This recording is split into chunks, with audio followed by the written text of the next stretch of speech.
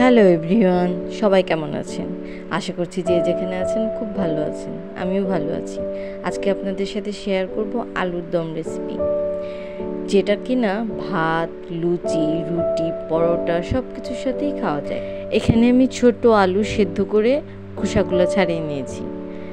তো এখন কড়াইতে 2 টেবিল চামচ তেল দিয়ে দেবো। এর মধ্যে তেজপাতা, শুকনো মরিচ ফোড়ন দিয়ে দেবো। কিছু পেঁয়াজ দিয়ে দেবো। পেঁয়াজগুলো একটু ভাজা ভাজা হয়ে গেলে এর মধ্যে আমি পেঁয়াজ বাটা দিয়ে দেবো। পেঁয়াজ বাটা দিয়ে একটু কষিয়ে নেব। পেঁয়াজ বাটা দিয়ে ভালোভাবে কষানো হয়ে গেলে এর মধ্যে আমি আদা বাটা, রসুন বাটা দিয়ে আবার কিছু সময়ের জন্য কষিয়ে নেব। খুব ভালো করে এটি কষাতে হবে। এই রান্নাটা কষানোর উপরে নির্ভর করে টেস্ট কতটুকু হবে।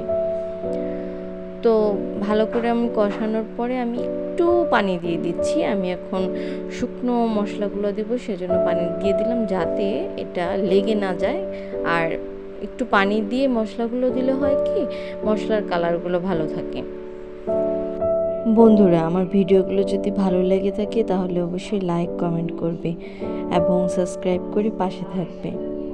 এখানে আমি মশলা কষানো হয়ে গেছে, সেদ্ধ করে রাখা আলুগুলো দিয়ে দিচ্ছি। আলুগুলো আমি ভাজবো না, ভাজলে এটার দমে রান্নার যে ফ্লেভারটা থাকে সেটা চলে যাবে।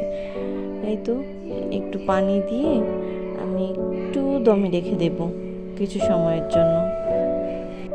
কয়েকটা কাঁচামরিচ দিয়ে দিচ্ছি। এবার ঢেকে দেব। ঢেকে অল্প আছে কিছুক্ষণ দমে রাখবো। তো দমে রাখা হয়ে গেছে।